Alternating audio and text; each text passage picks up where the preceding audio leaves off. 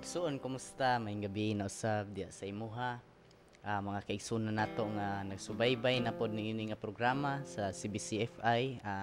Jesus is Forever, no?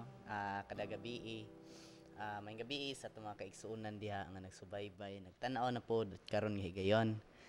Sa bisan nasa man nga dapit sa Bukidnon man nga bahin sa ato mga kaigsuonan nga nagsubaybay nga kapadayon nga suporta niini nga tulumanon may gabi diha kaninyo mga igsuon. Inubanan usab sa ato mga kaigsuonan sa lagyo nga dapit, bisan pa man sa igsuon nato nga nagsubaybay sa lain nga nasod may gabi, may buntag or may hapon or kung unsa man ka oras nga nakakita or nakasubaybay niini nga programa. Ganiya na punta karon sa inyong atubangan mga kaigsunan aron sa pagpadayon sa atong buluhaton diya sa atong Ginoo.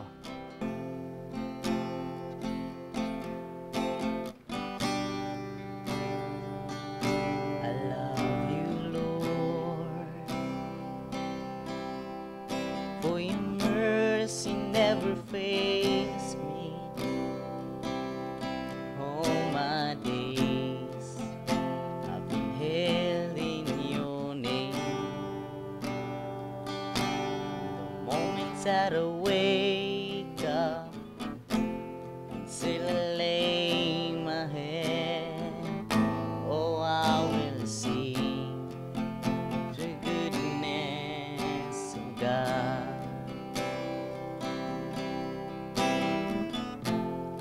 All my life you have been faithful. All my life you have been so, so good. With every breath that I am able, I will sing the goodness of God.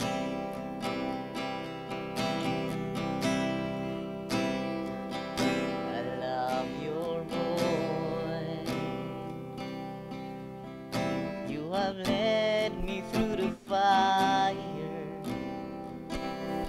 darkness night. You are close like no other.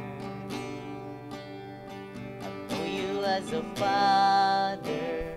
I know you as a friend.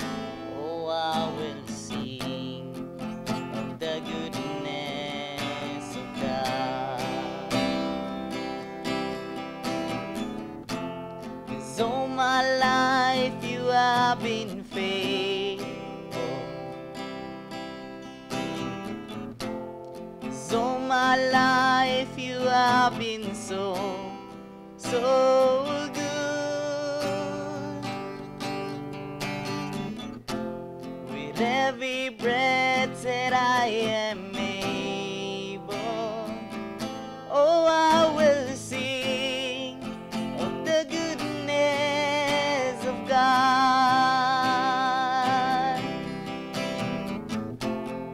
All my life you have been faithful.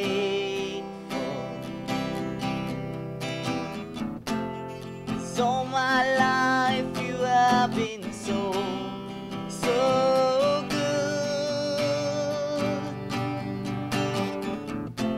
With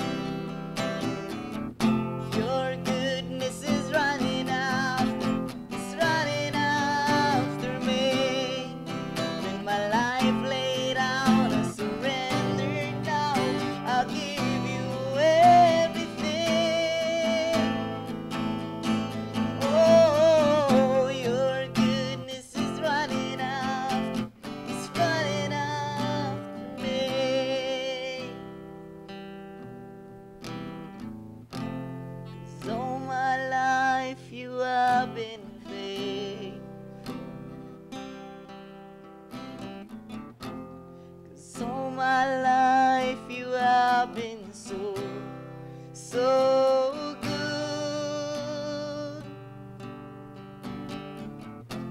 With every breath that I am able, I will sing the goodness of God.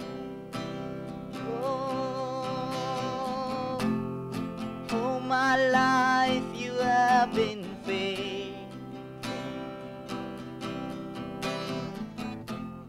So my life you have been so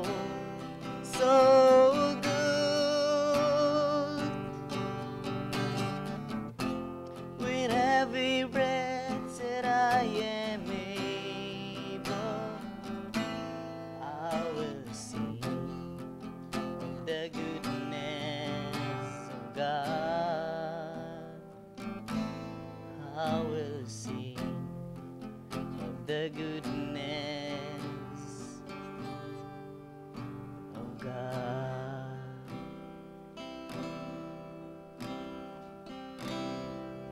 Sa tanan dalago ng Dios alang sa atong labing makagagahom nga Dios sa pagpadala siyang bugtong anak nga si Jesus dinhi sa kalibutan o uban sa pagpahinumdum sa balang Espiritu Santo.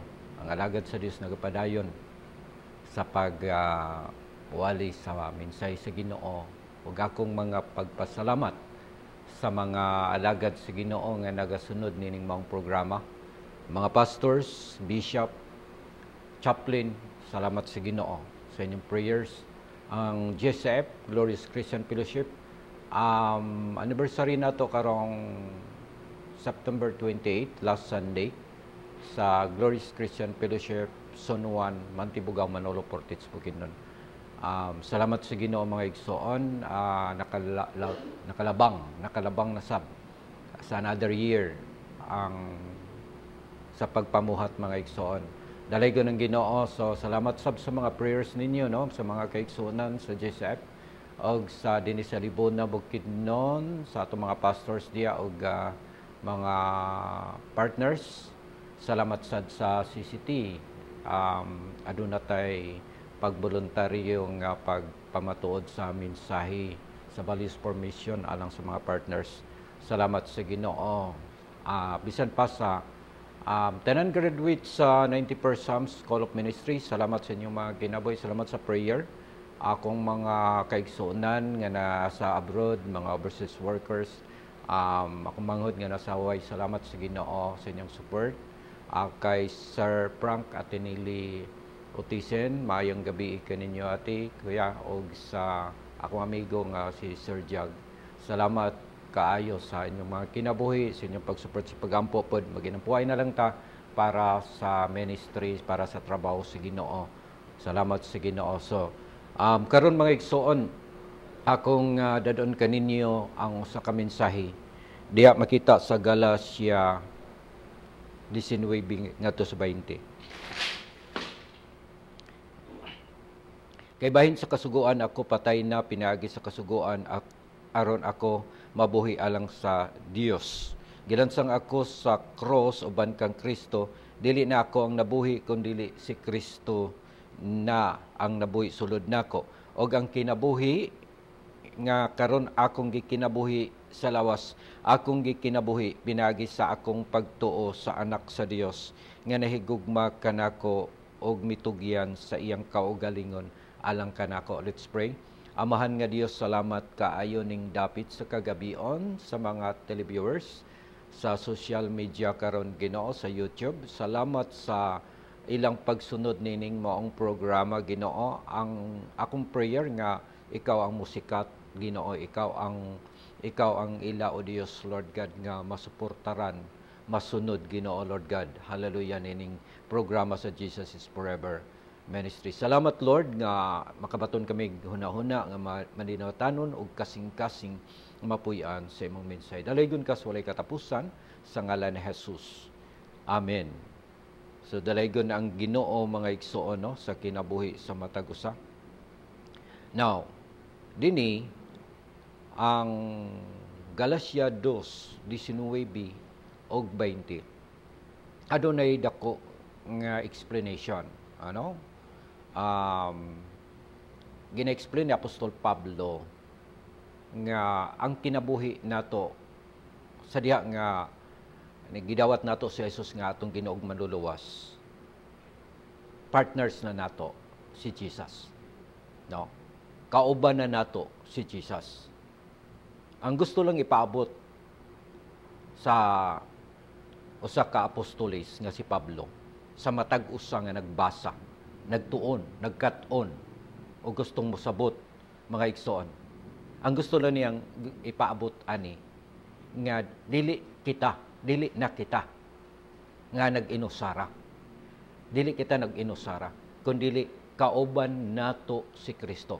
Panahon sa atong trabaho, panahon sa atong negosyo, panahon sa atong pagkatulog o sa atong paggawas, pagsulod, kauban nato si Kristo. So mao na siya ang gusto nga ipamatuod ni Pablo.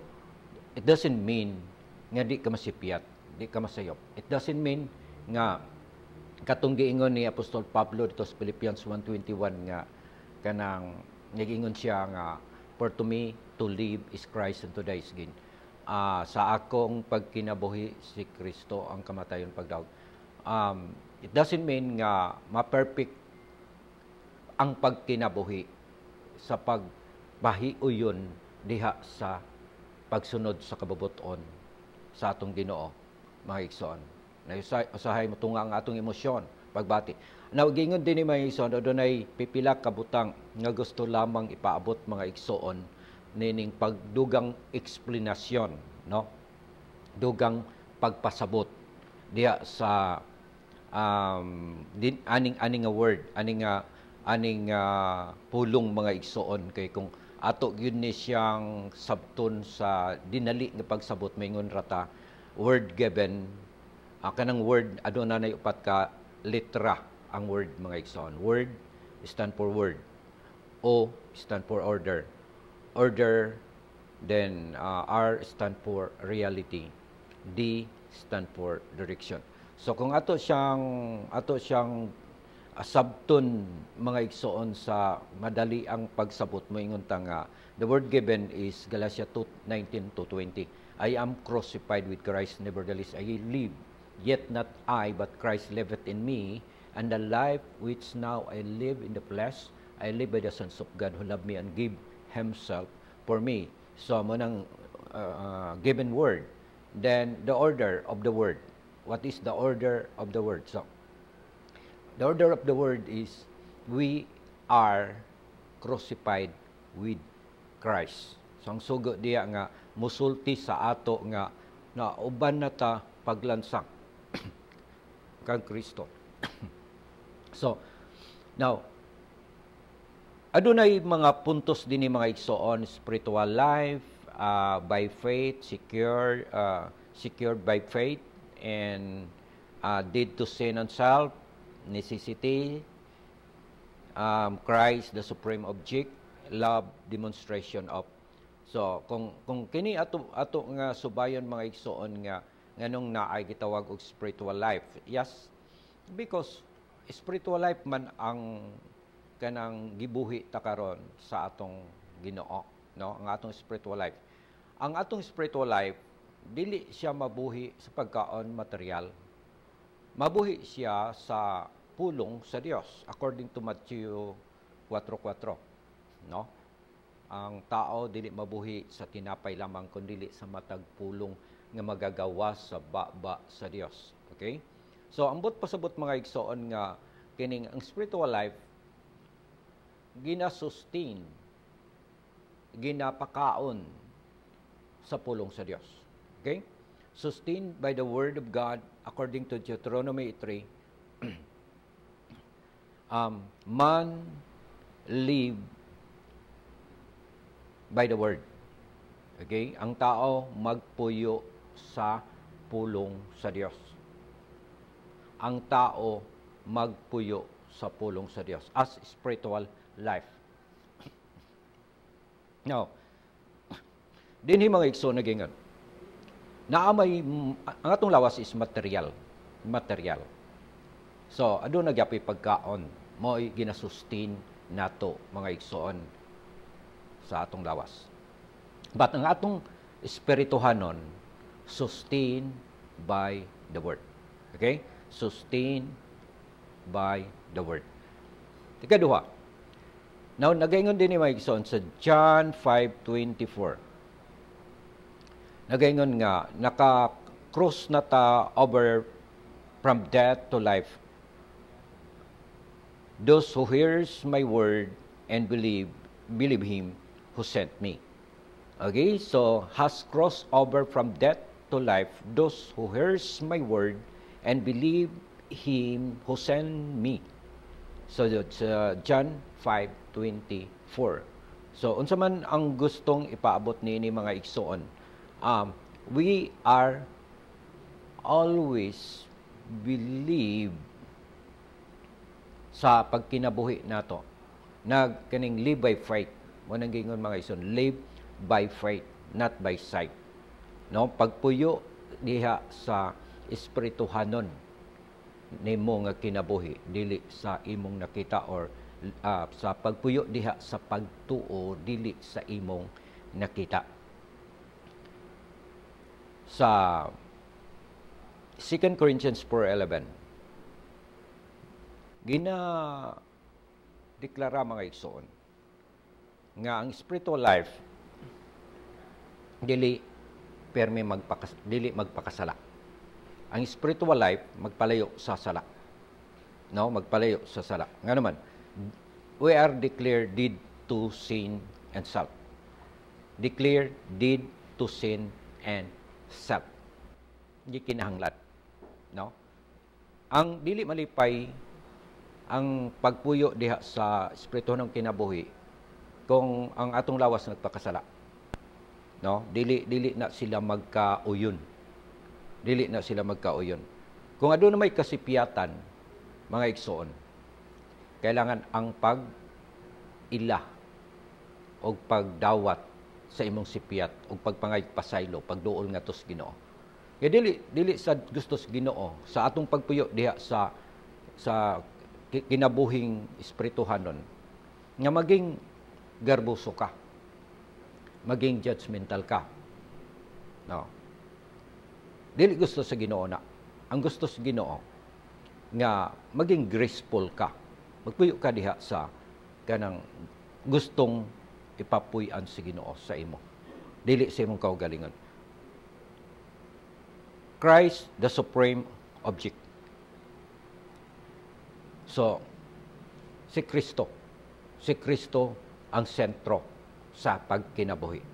Manang Philippians 1:21 ganina akong gingon. For to me to live is Christ, and to die is gain. Okay? Okay. Sa pagkinabuhi nato nga uyon sa sugo sa atong Ginoong Hesukristo, nining kalibutan na. Di na ta worry kung unsa ang panghitabo sa kalibutan. Di ta worry kung unsa ang dagan sa atong kinabuhi. Nga naman tungod kay nasentro man si Kristo. Bot pasabot kung aduna may troubles, aduna may problema, aduna may panghitabo mga igsoon sa kinabuhi nato, naa natay gitawag og partner o natay ginatawag nga kauban nga mutabang sa atong problema. Mao ang kailangan kung naay problema, naay troubles, naay panghitabo sa imong kinabuhi, mudol ka sa Ginoo. Maingon ka nga Ginoong Hesus, na ako'y trouble karon. It doesn't mean nga wala kabalo ang atong Ginoo sa panghitabo sa imong kinabuhi. It doesn't mean. Pero moduol ka sa Ginoo nga na ako'y trouble, tabangi ko, lig-una ko ani para makapadayon ko sa akong trabaho o sa akong mga gimbuhaton. Okay? So, love the demonstration. 1 John 3:14. We are passed from death to life because we love our brothers. Anyone who does not love remains in death. So, nagihapon kuan kaning katumbas. Nay katumbas. So, bisag nag-declare na ang Galacia 2:19 ug 20 nga nalansang nata uban kang Kristo. Pero tungod kay naaman ta sa atong physical body, no, natas physical body, na ay sugo mga igsoon. Na ay sugo sa 1 John 3:14. Ang sugo nga magbuhat ka sa mga butang with love. Nay gugma. Magtrabaho ka with love. Magsangyaw ka with love. Magwali ka with love. Maghatag ka with love. So, naay gugma, mga igsoon. No? Naay gugma sa imong ginahimo. Kaya gitawag siya og love the demonstration of, no? So, naay gisulti din mga igsoon nga kung napakitaan nato og gugma ang atong igsoon. Bot pasabot nagkinabuhi na ta diha sa spiritual life. Pero kung nagdumot ta sa atong brother, bot pasabot nga nagpuyo ka sa kamatayon. So wala nimo kinabuhi mga igsoon ang gisulti ni Christ sa atong kinabuhi. So now dinhi, our spiritual life sustained by the Word of God. Amen. No? Now, according to Unger's Bible, justification by faith ang giingon dinhi. Naay siya gitawag og deliverance from ceremonial. And daghan kaayong ginahimo ginabuhat nato as ceremony. Mga igsoon. Justification by faith. Mo ni tawag ani. Gina-justify ta pinagi sa pagtuo, no? Ambot pasabot, cut us off from legalism. Okay? Legalism.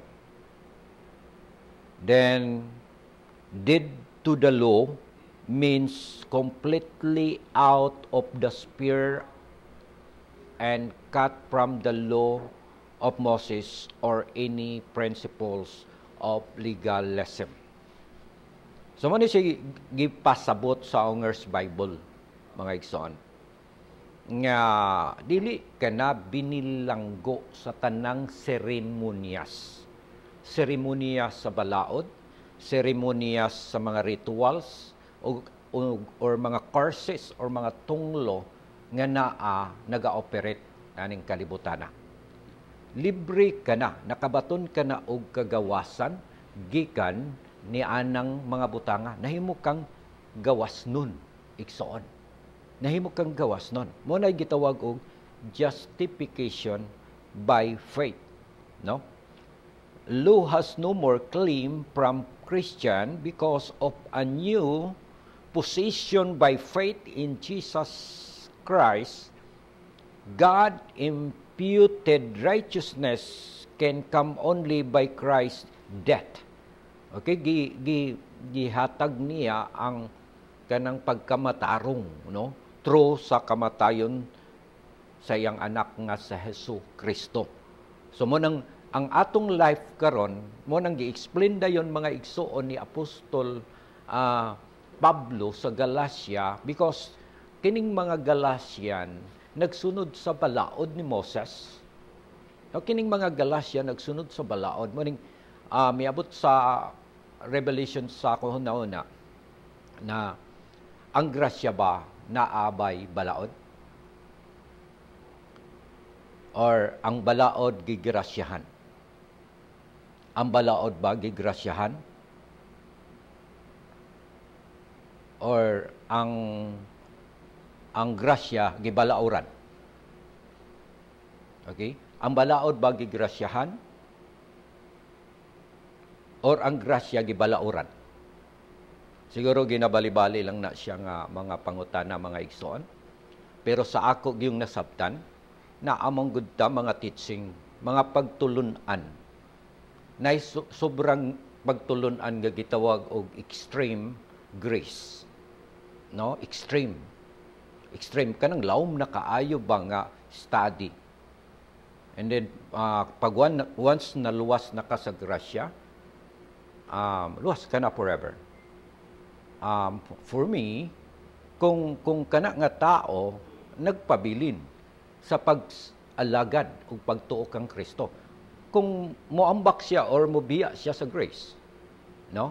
Wala gyapoy kwenta, no? So kailangan nato ang grasya, ang grasya nagyapon siya loss, nagyapon siya balaod kay naamanta sa tawhanong kinabuhi, no? Nagyapon pero naluwas na ta sa pagbuhat sa kabubuton sa Ginoo. Ang uban miadtog simbahan para maluwas. Kay ang ilang gituhuan nga makahimo sila sa good works. Good works. Giadto simbahan para maluwas. No.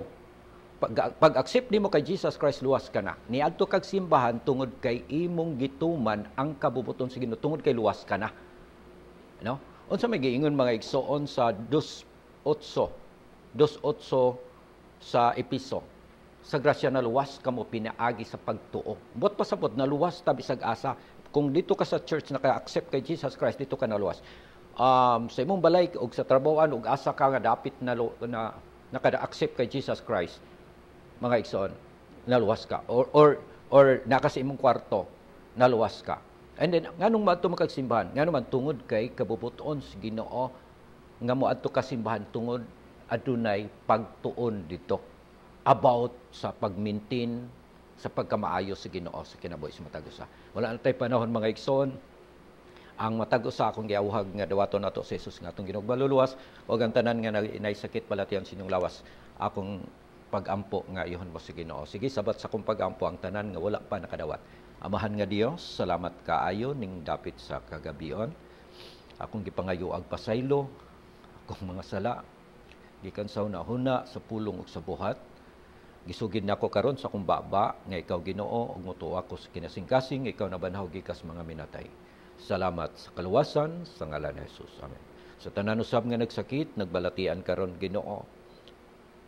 Ngay mga akong close kauban Ginoo sa Northern Bukidnon Inter-Church Fellowship, si Pastora, adunay operasyon, ako nagaampo Dios Lord God sa pag-ayo mo kaniya ug nga kanang naa sa ICU karon nga lisod paginhawa unsa man diha ang ilang mga sitwasyon, ako nagaampo kapas sila Ginoo ug ayuha ang ilang mga sakit balatian.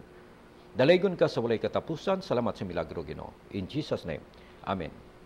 Wala tay panahon mga igsoon, ang ubos niyong alagad, magaingon, maayong gabi sa tanan. Amen.